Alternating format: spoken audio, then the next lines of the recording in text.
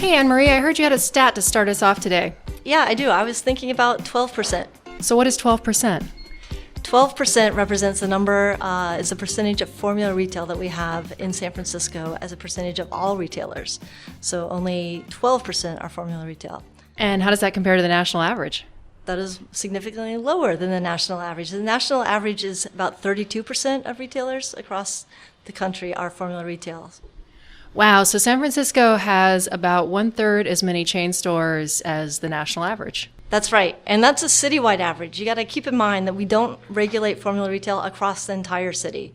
So some of our downtown core areas or the tourist district around Fisherman's Wharf, formula retail is permitted as of right. So we have higher levels of formula retail in those areas. And in our neighborhood shopping streets, which is where most people live and kind of get their community identity, it's even lower. It's around 10%. Hello and welcome to Building Local Power. I'm Stacy Mitchell of the Institute for Local Self-Reliance. On today's show, I'm joined by my colleague, Olivia LaVecchia. Hello, Olivia. Hi, Stacy. And by our guest, AnMarie Rodgers, whose voice you just heard. AnMarie is the Senior Policy Advisor for the San Francisco Planning Department, where she's worked since 1999, and where her achievements in community planning have been recognized with a U.S. Congressional Commendation. AnMarie's work has been pivotal to making San Francisco's housing policy more just and expansive, and she has also shepherded new city laws for green landscaping, urban agriculture, and formula retail businesses. It's this last policy, San Francisco's formula business policy, that we're going to spend much of our time talking about today. This local planning law prohibits chains from locating in some zones within the city and requires them to obtain a special permit to open in other zones. The result is that while many other cities are covered in Starbucks outlets and chain drugstores and national bank branches and the like, San Francisco's neighborhood business districts remain largely comprised of independent businesses. AnMarie, welcome to the show. Thank you very much. It's a pleasure to be here. I'm so glad you could make it. I read that you grew up on a pig farm in Iowa, and I'm really curious how it is that you ended up being an urban planner in a big city like San Francisco. You know, it surprised me too to end up as a city planner. It was unexpected. I'd moved to San Francisco in 1991 to work for the public health department, and after a little bit working in that field, I wanted to get a little bit more intellectually challenged. So I went back to graduate school and studied landscape architecture with an emphasis on natural resources. I thought I was going to be designing wetlands and native habitats, but I did want to come back to San Francisco. And when I got back to San Francisco, those jobs were occupied more by scientists than by designers. So I took a job developing subdivisions and golf courses in the East Bay, and I was killing my soul. I could only do that for about 6 months, and then I took a job actually doing habitat restoration for a nonprofit, but then I was not able to afford living in San Francisco because it is expensive there, and nonprofits don't pay very well. So I looked back for city employment. There were no jobs at that time for landscape architects, but there was this weird city planning gig, and you could get that job if you had a graduate degree in a design-related field like I did. So I knew a friend who actually studied urban planning with me at the University of Michigan. I took her out for drinks, and I said, "Tell me everything that you know about urban planning, and if I get the job, I'll buy you a bicycle." So we sat down for an hour, and she said, "All that you need to know is about Jane Jacobs. Talk about Jane Jacobs and Eyes on the Streets." And so I did that in my interview. I got the job in 99, and I could not be happier. I'm committed to public service, and I feel like being part of the guiding vision of the city that I live in is really important. It's great to hear more about how you're coming to this, and I'm excited to talk with you about San Francisco's Formula Business Ordinance and how it's part of creating that city too. So I know that the policy was enacted kind of in an early version in 2004, and then there was a ballot initiative in 2006, and it was strengthened in 2014 with some other tweaks along the way. I'm wondering if you can, start by just speaking to some of that context. What was happening in 2004 that the city decided to move forward with this? What were some of the issues you were looking to address? So the city had struggled with formula retail related businesses, without calling it that, since at least the early 80s with the beginning of the fast food chains in the city. The drive up windows, the vehicular-oriented architecture. It didn't sync with the city, and residents often felt that the litter and trash associated with those uses were changing their neighborhoods for the worse. So we started off looking only at fast food retailers and how we might regulate those, prohibiting the externalities related to the car was an early focus. And then we went through looking at a similar problem where we had an explosion of pharmacies in the early 2000s and chain coffee stores that were all just kind of co-locating next to each other in a density that was, you couldn't imagine. It'd be a Walgreens on one corner, and directly across the street would be another pharmacy, a Rite Aid. And it seemed like there was no end to the expansion in their efforts to get both a dominance over the commerce, but also to get a real estate foothold in the city. So then we started looking at those uses, and the planners hadn't really found the right mix. And then in 2004, a progressive politician named Matt Gonzalez actually started the first law, and it was the basis of the law that we still have today. So the definition that he used had been similarly developed in another California city, and it focused on looking at the identifying standard features. So if a business had standardized signage, standard merchandise, a logo, the architecture, if they had at least 2 of these standard features, then they became formula retail if there were more than 11 of them. So with that in place, we for the first time had a definition of what a chain store might be. And it was then regulated depending on where it would be located. Like I said before, in some of the downtown districts, the office districts, or our regional shopping districts, there was no regulation of it. They could just be permitted as a normal business. But in our neighborhood shopping streets, he required neighborhood notification. And also, there were a couple of neighborhoods where it was actually prohibited. We did the neighborhood notification with the earlier version of the pharmacies and the chain stores, and Matt Gonzalez actually instituted the conditional use. So earlier, when we were grappling with pharmacies and drugstores, the burden was on the neighbors.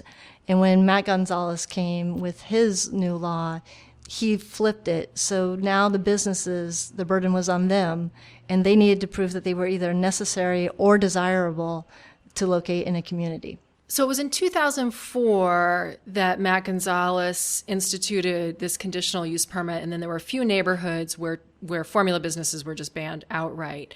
And then, am I correct in remembering that there was a referendum on the policy? Was that because people didn't like it and wanted to overturn it, or people liked it and wanted to make it stronger? What happened? Because that was a couple years maybe after it initially passed. I think it's fair to say that when the law first went into place, there was skepticism from several quarters, and planners were certainly one of them. We were not sure that there was really a land use issue, this idea of chain stores. There were some from the business community that were arguing that it was discriminatory against successful businesses. And there were also legitimate concerns from low-income people that chain stores may be providing critical goods and services in the only manner that they can afford them. So some saw that as a tool of gentrification, that it would help with the turnover by pricing out low-income people from neighborhoods. So there was a lot of dialogue when it was first put into place about whether it was the appropriate for San Francisco. And Matt Gonzalez and some of the other elected officials in his party decided that it was really important, and by putting it in place by a voters' initiative, the law is much stronger. So it can only be weakened or overturned by another vote of the people. It's a pretty high threshold to educate people and to get them to vote on a referendum. And they did that. It passed by 56% when it was on the ballot in 2006. So then it was solidly part of the law. People understood it was not going to be going anywhere. And I think after that referendum, planners came to grips with it. The business community came to grips with it. Everyone seemed to understand that this was part of doing business in San Francisco, is that a business like that was a chain store needed to prove that they were a good fit for the neighborhood, and they couldn't just take it for granted that they could be located. That's not a slim margin that it passed by. Either leading up to the ballot initiative or just working on this policy in general, are there things that the city has done to build support for it or to build understanding for what it is and how it works? That is a good question. I mean, when I was in 2014, we had a number of elected officials that were trying to change the law and adapt it. And that was really the first time that the planning department did a study and really tried to understand, is this working? Is this helpful for us?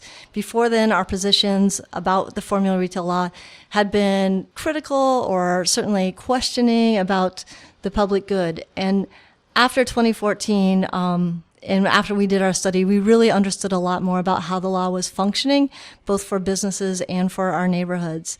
And so that's when we started to embrace it too. But I think that the tide just turned over the course of that 10-year period from when it started in 2004 to 2014. The majority of applications for formula retail in places where it was regulated ended up being approved.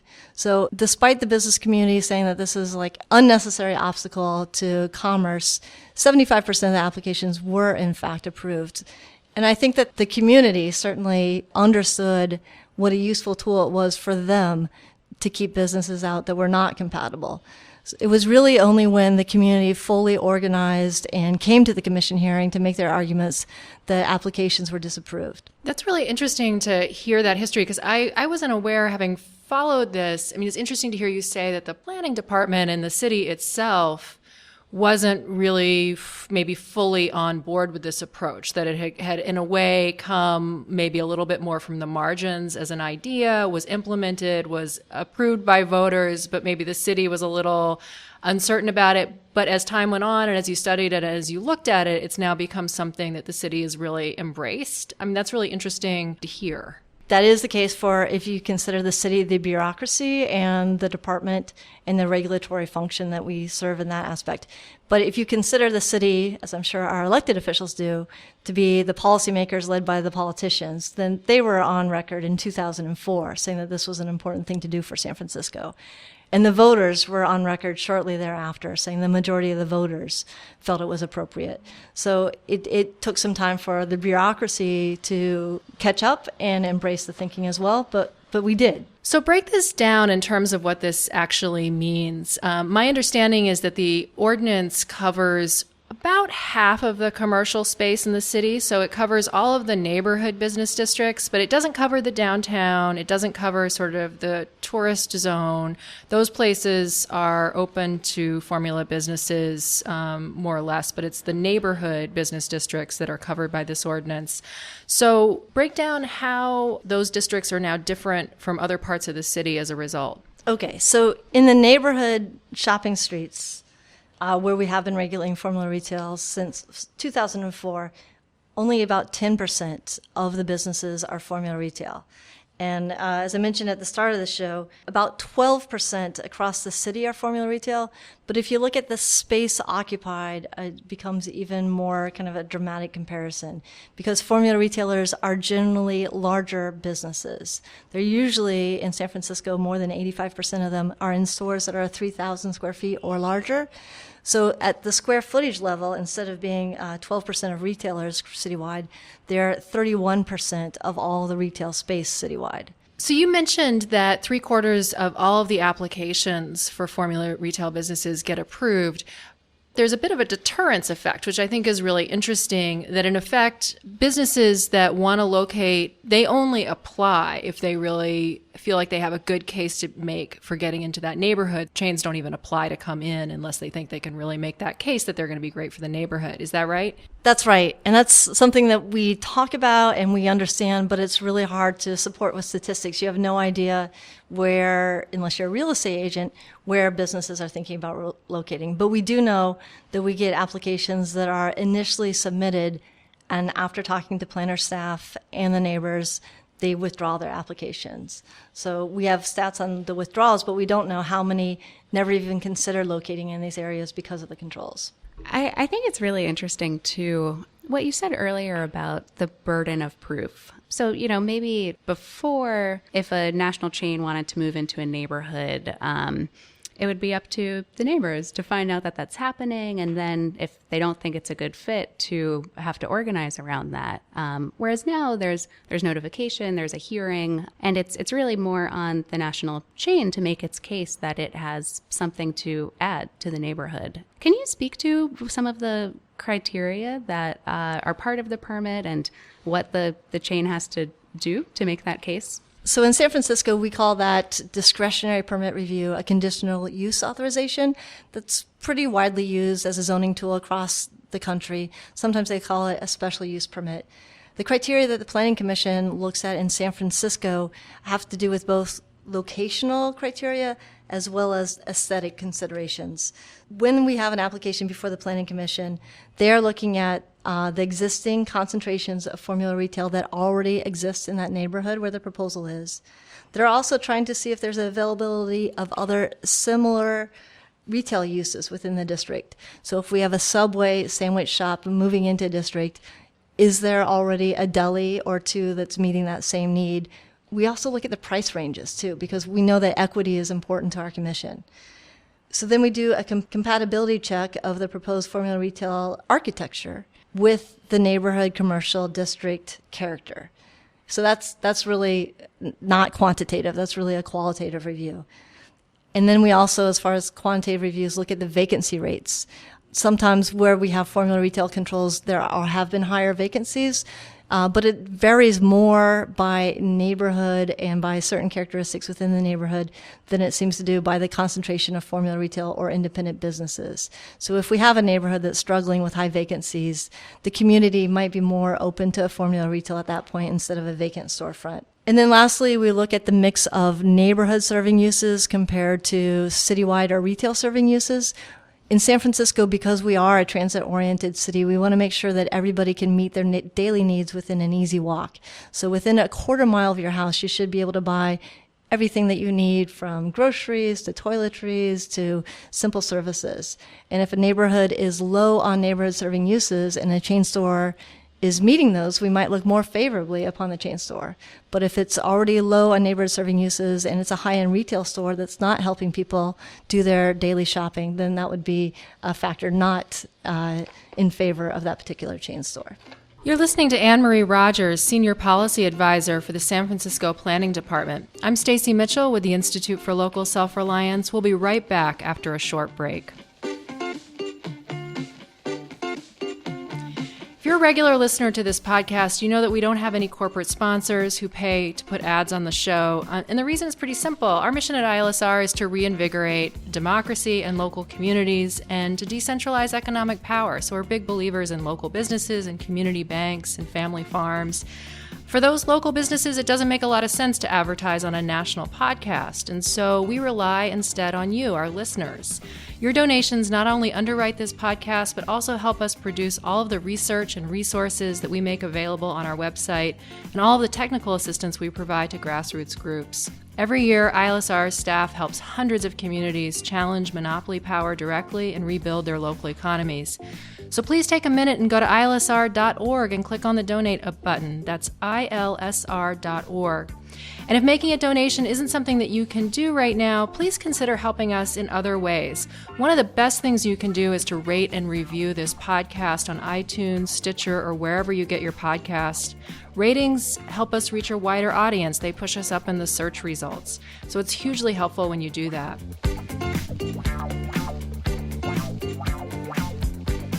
So today we're talking with AnMarie Rodgers, Senior Policy Advisor for the City of San Francisco's Planning Department. And we've been talking about San Francisco's formula business policy. And this is a policy that there are quite a number of smaller communities around the country that have a policy similar to this, but San Francisco is the only large city that has such a policy. And they've had it in place now for about 13 years. And so we're talking a little bit about how it's working and how well and how support for it really has been growing. And AnMarie, I want to pick up on something that you said before the break. I really want to underscore what I think is so great about this policy in terms of how it's been implemented, which is that it's neighborhood by neighborhood. And so, and it's a conditional use permit. And so there's a process by which the city and the neighbors actually review the particular proposal in light of that business district. And if it's a formula business that's going to add something that the neighborhood needs, then it's going to get the green light, where if it's going to take it in the direction that isn't the right mix, it's going to be something that maybe gets turned down. I love that there's that flexibility and that the city's policy really recognizes that different neighborhoods are in different places and what works somewhere may not work somewhere else. Can you talk a little bit about how this policy intersects with issues of equity and neighborhood serving uses? You know, when we think about what's important in terms of retail, affordability, being able to serve neighborhood needs are really important factors. And I know some people think chains are always lower priced. How does that issue play out in terms of how this ordinance works? So when you're talking about equity in formula retail, I think there's a couple of different ways to look at it. You can look at it from the consumer perspective, and are the goods and services affordable to people that live in the neighborhood? And you can also look at it from the employment perspective. What sort of benefits are being provided to the workers there? Are they full-time or part-time? And unfortunately, this area of employment and pay was an area that we were not able to get that much data about in San Francisco because of the confidentiality related to people's salaries. We could see that formula retailers tended to employ more people in total, but we also had a sense that there were a good mix of part-time folks. And what was the exact mix between part-time and full-time, we didn't know that. Colloquially, we heard that there were more full-time employees in the independent businesses, but that again was not verified.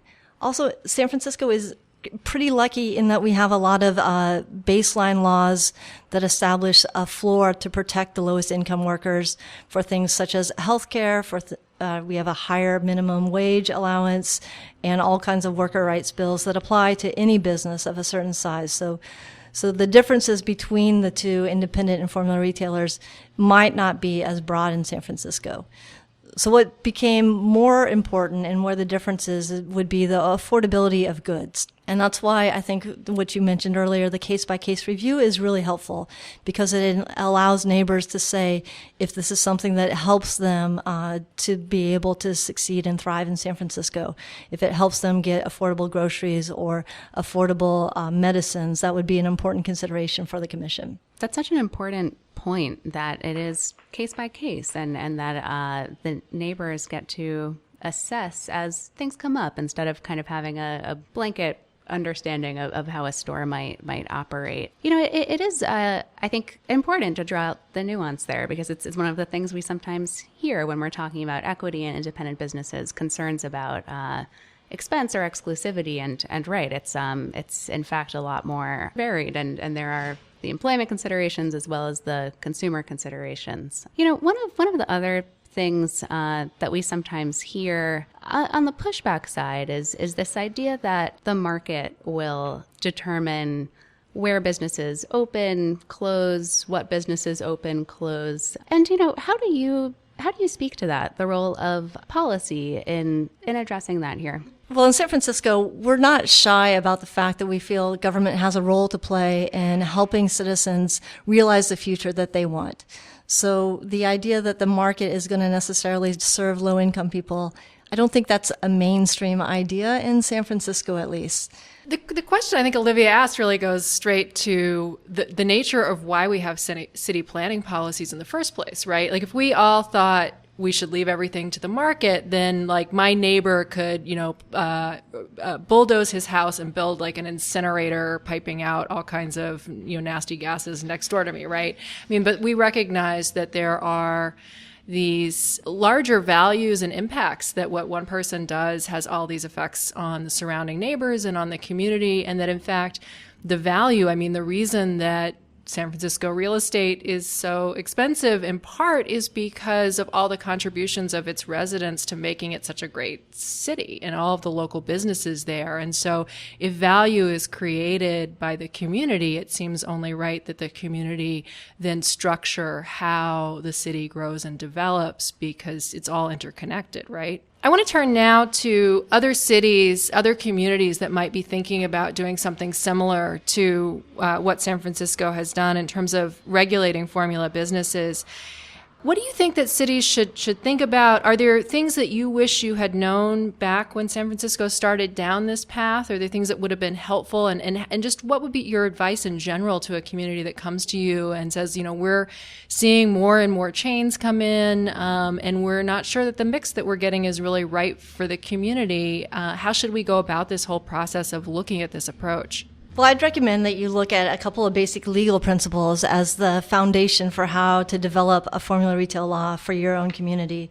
If you do believe that there is a use to zoning, if you really think about it, I'm pretty sure everyone does believe that. Even in Houston, where there's allegedly no zoning, there are, in fact, a review process that helps guide development.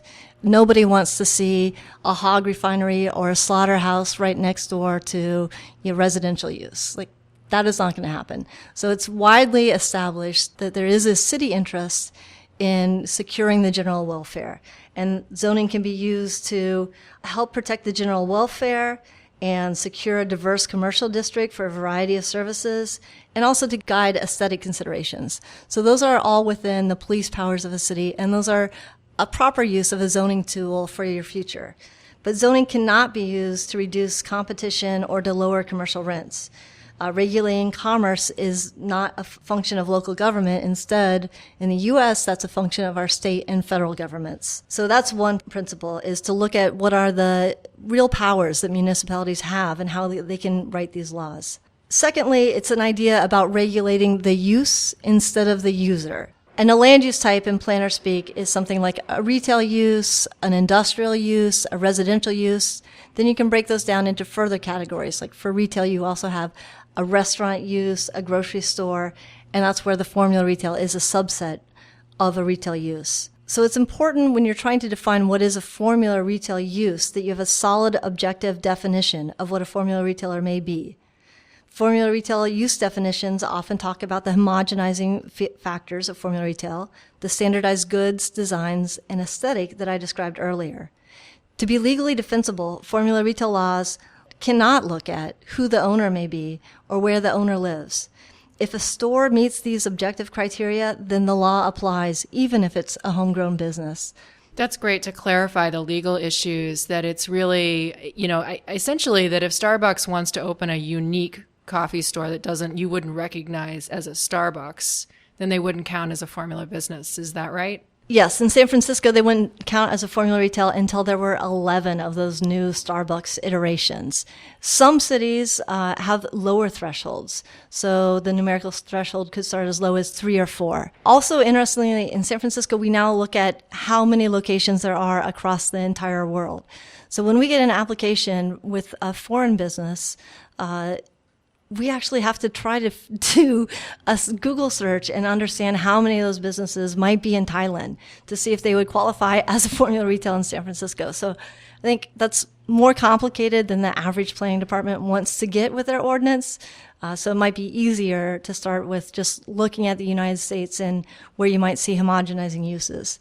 I think the idea of including international chains is more important in a city like San Francisco, because when you have a large international store, they often want to set up a flagship store in San Francisco or a similar city as their foothold into the U.S. So that's why we consider international businesses. Also thinking about advice to other cities. I'm curious, as the law has been in place over these 13 years now, in some version, just what you've learned about how it works. Is there anything you wish you had known at the start of this process that would be useful for other places? I think probably the most shocking thing for me was when our city's economists reviewed the law.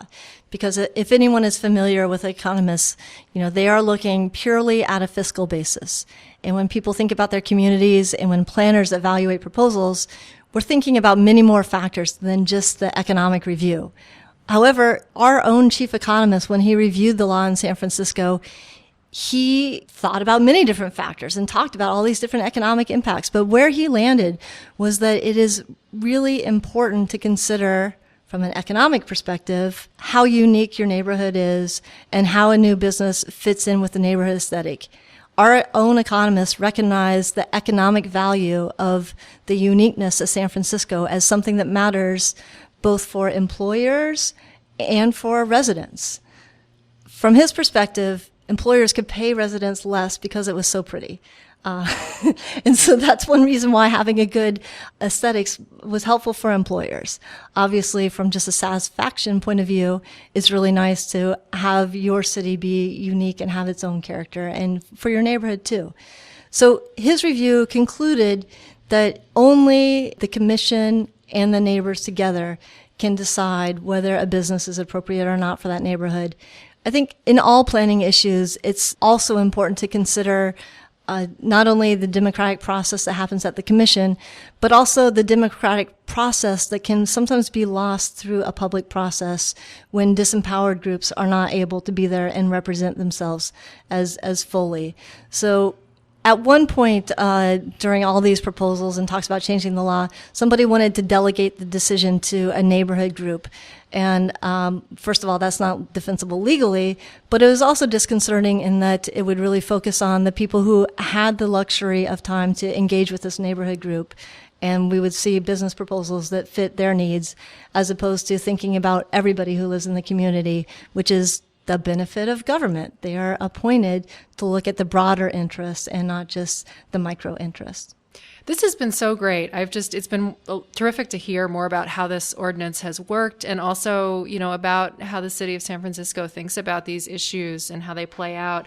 I want to just close out the show the way we often do, which is asking if you have a reading recommendation. Well, I mentioned earlier that Jane Jacobs was seminal to my entree into city planning. And so I think, part of the point-counterpoint is the dialogue between her and Robert Moses, which there's an incredibly large book about Robert Moses. So if that's a little bit too intimidating, I would really encourage people to check out the graphic novel titled Robert Moses, the Master Builder of New York City, because that really crystallizes so much of this dialogue.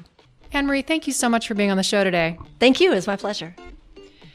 Thank you for tuning into this episode of Building Local Power. You can find links to what we discussed today by going to our website, ilsr.org, and clicking on the show page for this episode. We'll put up copies of some of the studies that AnMarie talked about, links to the ordinance, all sorts of information if you want to know more. So that's ilsr.org, and just click on the show page for this episode. While you're there, you can sign up for one of our newsletters and connect with us on Facebook and Twitter. And once again, please help us out by rating this podcast and sharing it with your friends.